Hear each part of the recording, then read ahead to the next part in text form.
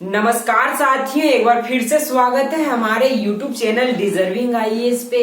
मैं अमित कुमार हाजिर हूँ आपके सामने पाकिस्तान के अंदर घटित एक ऐसी घटना पर चर्चा करने के लिए।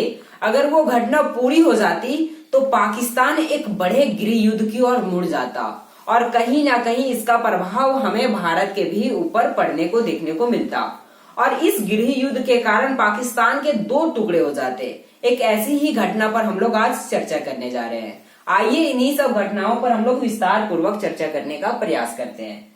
साथियों, इमरान खान जो कि पाकिस्तान के पूर्व प्रधानमंत्री हैं, जिनको अप्रैल 2022 में अविश्वास प्रस्ताव के मत से उनको प्रधानमंत्री के पद से हटाया गया और शहबाज शरीफ को उनके स्थान पर पाकिस्तान का नया प्रधानमंत्री बनाया गया।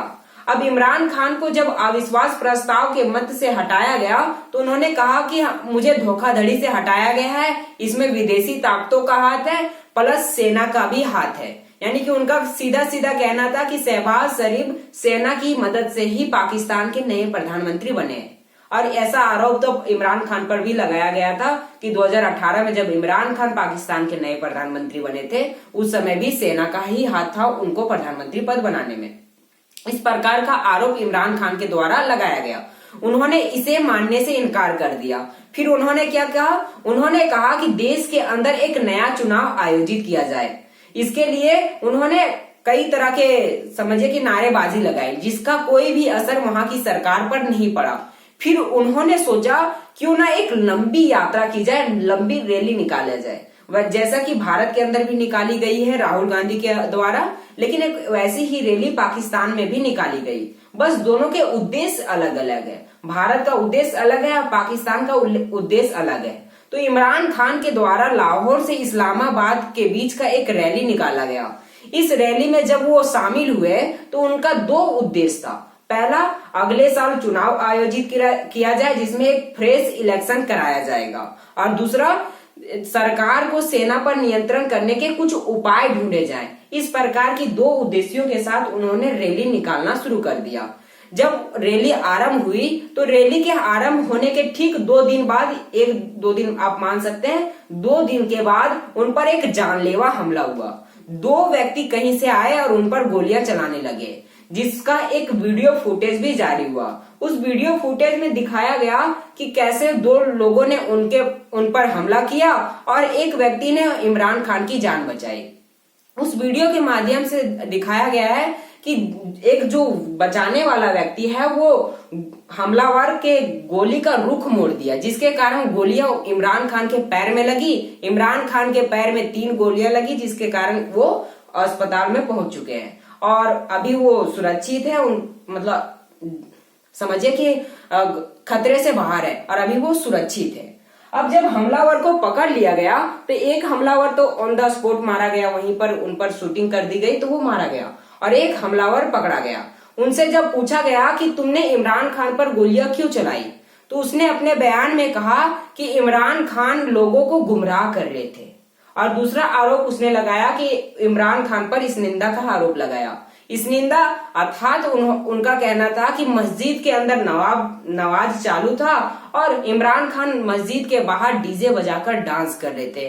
इस प्रकार का इस निंदा आरोप लगाया गया। तो उस हमलावर ने सोचा कि अचानक, उसने खुद ही एक्सेप्ट किया कि हमने ये अचानक प्लान बनाया कि इमरान खान को मार दिया जाए, और उसने वहां उस रैली के भीतर जाकर इमरान खान पर गोलियां चला दी।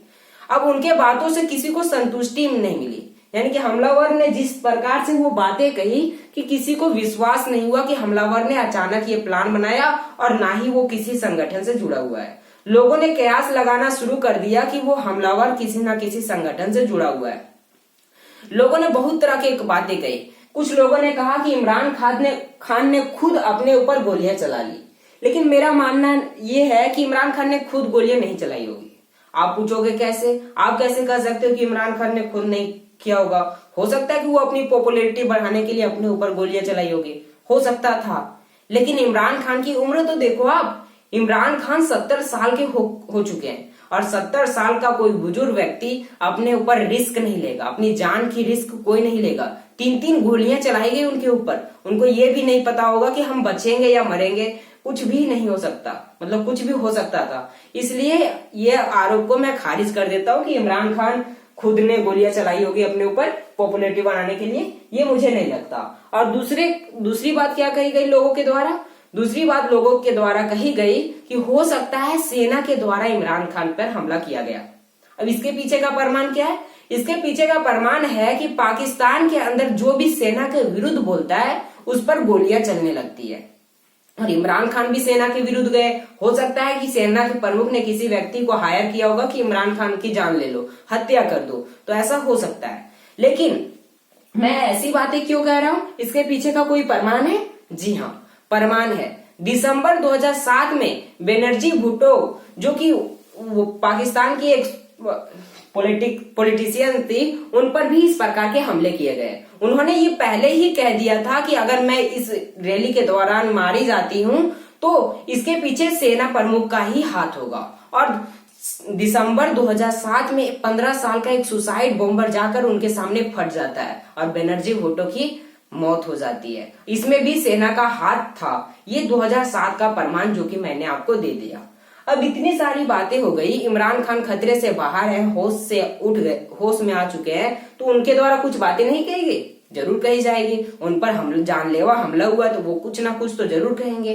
तो जब वो होश से उठे यानी कि होश में आए तो उन्होंने एक वीडियो कॉन्फ्रेंसिंग के माध्यम से लोगों को संबोधित करना चाहा।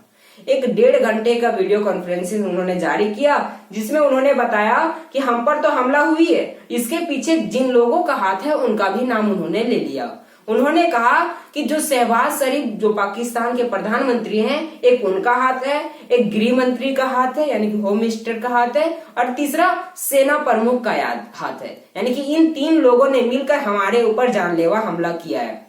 इमरान खान ने इस प्रकार की दोष उन लोगों के ऊपर लगा दिया। सेना प्रमुख की बात आई तो उन्होंने खुद इस बात पर विचार करके कहा कि हमारे द्वारा कोई ऐसी घटनाएं नहीं कही गई है, हमारे द्वारा वो हमलावर नहीं भेजा गया था कि इमरान खान पर गोलियां चलाई जाए। ये बेसलेस बातें हैं जिनका कोई आधार नहीं है। इमरान खान मिथ्या बातें बोल रही है जो कि हमारे ऊपर आरोप लगाया जा रहा है। तो उन्होंने इस बात से खारिज कर दिया कि हमने इमरान खान के ऊपर गोलियां नहीं चलवाई है। इस प्रकार की बातें सेना की ओर से आई। अब बात आती है, सेना ने जब इसे नकार दिया तो इमरान खान क्या करेंगे? तो इमरान खान ने इसे पहले ही कह दिया था, कहा था कि अगर इन पर कार्रवाई नहीं की जाएगी तो हमारे समर्थक जो है वो देश के अंदर रैलियां निकालनी जारी रखेंगी।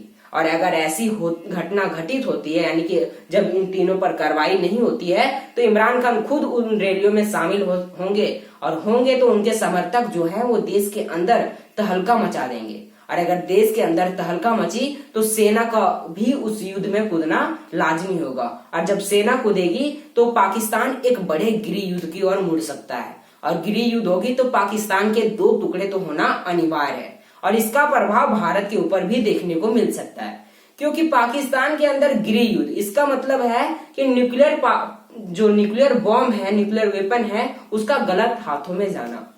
और गलत हाथों में जाना तो उसका प्रभाव तो भारत के ऊपर भी देखने को मिल सकता है। इसके लिए भारत सरकार के द्वारा भी कोई निर्णय नहीं लिया गया है, लेकिन उन्होंने कहा है कि हम इस पर विचार जरूर करेंगे, क्योंकि पाकिस्तान जिस ओर मुड़ रहा है वो हमारे लिए भी खतराजनक है। इस पर भारत सरकार विचार कर रही है। बाकी सारी चीजें मैंने आपको बता ही दिया।